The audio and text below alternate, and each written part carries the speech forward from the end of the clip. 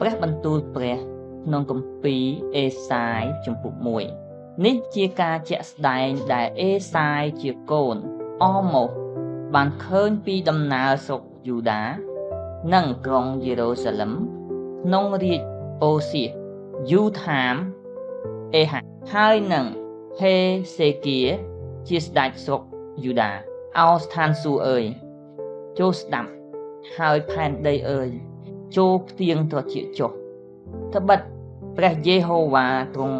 បានមានបន្ទូលហើយថាអញបានចិញ្ចឹមបីបាច់រក្សាកូនតែវារាល់គ្នាបានបោះបោលនឹងអញវិញឯគោវាស្គាល់ម្ចាស់ហើយលាក៏ស្គាល់ស្នូករបស់ម្ចាស់វាដែរប៉ុន្តែអ៊ីស្រាអែលមិនស្គាល់សោះរាជអញមិនពិចារណាទេអើប្រទេសដ៏មានបាបជាសះទុកដោយអំពើទុច្ចរិតជាពូជមនុស្សដែលប្រព្រឹត្តអាក្រក់ជាពួកកូនចៅដែលប្រព្រឹត្តវាចកោងគេបានបោះបង់ចោលព្រះយេហូវ៉ាគេបានប្រមាថមើលងាយដល់ព្រះដ៏បរិសុទ្ធនៃសាសអ៊ីស្រាអែលគេបានត្រូវព្រាត់ថយទៅក្រោយឯងរាល់គ្នាចង់ត្រូវរំពាត់ទៀតធ្វើអីបានជាចេះតែបោះបោកាន់តែច្រើនឡើងដូច្នេះគ្រប់ទាំងក្បាលក៏ឈឺគ្រប់ទាំងចិត្តបានល្វើយផងហើយចាប់តាំងពីបាតជើងរហូតដល់កំពូលក្បាលនោះឥតមានកន្លែងណាមាំមួនឡើយគឺមានសុទ្ធតែរបួសនិងជួមហើយស្នាមរំពាត់ថ្មីឥតបានបិទចិត្តឬរំឬចាក់ប្រេងឲ្យធូរស្រាលទេស្រុករបស់ឯងរាល់គ្នាបានចោលស្ងាត់ហើយទីក្រុងឯងក៏ត្រូវផុតបំផ្លាញអស់ទៅពួកសាសដតីគេត្របាក់លេបដីរបស់ឯងនៅចំពោះឯងផងហើយដីនោះត្រូវចោលស្ងាត់ដោយពួកសាសដតីបំផ្លាញកូនស្រីរបស់ក្រុងស៊ីយ៉ូននាងត្រូវលះចោលដូចជាបង្ហាដែលនៅចំការទំពាំងបាយជូរដូចជាជំរុំនៅចំការត្រសក់ដូចជាទីក្រុងដែលត្រូវខ្មាំងឡោមព័ទ្ធហើយបើសិនជាព្រះយេហូវ៉ាជាព្រះនៃពួកពលបរិវារមិនបានទុកឲ្យយើងមានសំណល់បន្តិចបន្តួចនៅនោះយើងរាល់គ្នានឹងបានដូចជាក្រុងសូដុំហើយដូចក្រុងកុម៉ូរ៉ាដែរអោពួកគ្រប់គ្រងលើក្រុងសូដុំអើយចូលស្ដាប់ព្រះបន្ទូលនៃព្រះយេហូវ៉ាមនាលពួកក្រុងកុម៉ូរ៉ាអើយចូលផ្ទៀងត្រចៀកស្ដាប់កិត្តវិន័យរបស់ព្រះនៃយើងរាល់គ្នាចុះព្រះយេហូវ៉ាទ្រង់មានបន្ទូលថាយ៉ាញ់បូជាដ៏មានច្រើនម្លេះរបស់ឯងរាល់គ្នាតើជាអ្វីដល់អញធុញទ្រាន់ចំពោះជាមឈ្មោលនិងខ្លាញ់នៃសត្វបំពន់ដែលឯងដុតថ្វាយណាស់អញក៏មិនចូលចិត្តចំពោះឈាមនៃកូនឈ្មោលឬកូនជៀមឬពពែនោះទេកាលណាឯងរាល់គ្នាលិចមកនៅចំពោះអញនោះគឺអ្នកណាបានបង្គាប់ឲ្យឯងរាល់គ្នាធ្វើដូច្នេះដើម្បីឲ្យបានចូលមកជន់ទីលានរបស់អញនេះកុំឲ្យយកដង្វាយដ៏ឥតប្រយោជន៍មកទៀតឡើយឯកំញានជារបស់ស្អប់ខ្ពើមដល់អញឯបុណ្យចូលខែនិងថ្ងៃឈប់សម្រាកព្រមទាំងការប្រជុំជំនុំនោះអញទ្រាំមិនបានទេសូម្បីតែបុណ្យប្រជុំជំនុំមុតមមក៏ជាអំពើទុច្ចរិតដែរចិត្តអញស្អប់ចំពោះបុណ្យចូលខែនិងបុណ្យមានកំណត់ទាំងប៉ុន្មានរបស់ឯងរាល់គ្នាណាស់ពិធីទាំងនោះជាបន្ទុកសង្កត់លើអញជាខ្លាំងអញក៏នឿយណាយដោយទ្រាំចំពោះការទាំងនោះកាលណាឯងរាល់គ្នាប្រទូលដៃឡើងនោះអញនឹងបែរភ្នែកពីឯងចេញបើកាលណាឯងអធិដ្ឋានជាច្រើននោះអញនឹងមិនស្ដាប់ឡើយត្បិតដៃឯងរាល់គ្នាប្រឡាក់ពេញដោយឈាមចូលលាងចេញចូលជំរះខ្លួនឲ្យស្អាតចុះ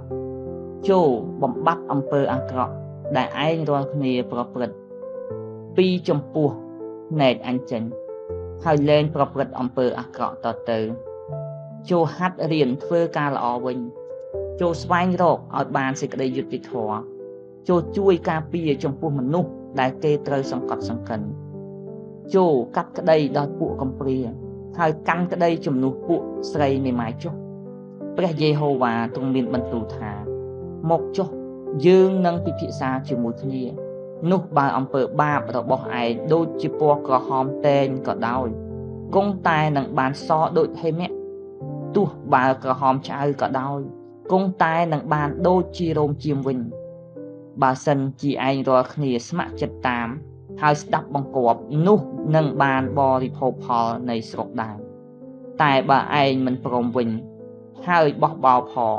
នោះឯងនឹងត្រូវលេបបាត់ដោយមុខដែរពីព្រោះព្រះអស់នៃព្រះយេហូវ៉ាបានមានបន្ទូលស្រេចហើយទីក្រុងស្មោះត្រង់បានក្បត់ជាសំផឹងដូច្នេះដែរហ៎គឺទីក្រុងដែលបានពេញដោយសេចក្តីយុត្តិធម៌ហើយមានសេចក្តីសុចរិតអាស្រ័យនៅក្នុងនោះដែរតែឥឡូវនេះមានសុទ្ធតែពួកអ្នកកាប់សម្លាប់វិញប្រាក់របស់ឯងបានត្រឡប់ទៅជាអាចប្រាក់ទៅហើយឯសារទំពាំងបាយជូររបស់ឯងក៏លាយដោយទឹកដែរពួកមេរបស់ឯងជាពួកអ្នកបោះបោហើយជាភឿនមិត្តនិងពួកចៅគ្រប់គ្នាចូលចិត្តតែស៊ីសំណូកហើយក៏ឧស្សាហ៍តាមរករង្វាន់គេមិនកាន់ក្តីឲ្យពួកកំព្រាឡើយហើយរឿងក្តីរបស់ពួកមេម៉ាយក៏មិនដែលមកដល់គេដែរហេតុនេះបានជាព្រះអង្គម្ចាស់គឺជាព្រះយេហូវ៉ានៃពួកពលបរិវារជាព្រះដ៏មានព្រះចេស្តានៃសាសអ៊ីស្រាអែលទ្រង់មានបន្ទូលថាអញនឹងដោះពួកតតាំងនិងអញចេញឲ្យធូរខ្លួនវិញអញនឹងសងសឹកចំពោះពួកខ្មាំងសត្រូវអញនឹងលូកដៃទៅលើឯងទៀតហើយនឹងសម្អាតមន្ទិលសៅម៉ងរបស់ឯងចេញឲ្យស្អាតព្រមទាំងដេញកំចាត់គ្រឿងលាយក្នុងចិត្តឯងផងរួចអញនឹងតាំងពួកចៅក្រមរបស់ឯងឡើងដូចដើមវិញហើយពួកក្រុមប្រឹក្សារបស់ឯងដូចកាលជន់មុនដែរពីនោះតទៅគេនឹងហៅឯងជាទីក្រុងមានសេចក្តីសុចរិតគឺជាទីដែលស្មោះត្រង់វិញក្រុងស៊ីយ៉ូននឹងបានលុះចេញដោយសារសេចក្តីយុត្តិធម៌ហើយពួកអ្នកក្រុងដែលវិល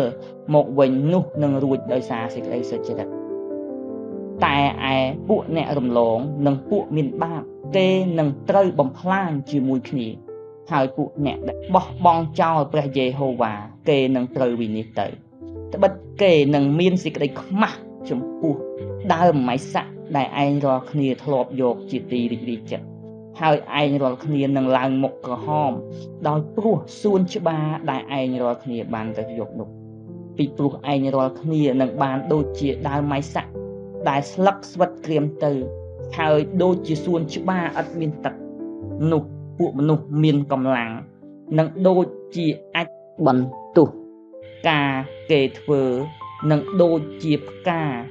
ភ្លើងហើយទាំងពីរយ៉ាងនឹងឆេះជាមួយគ្នាឥតដែលមានអ្នកណាពន្លត់សោះឡើយ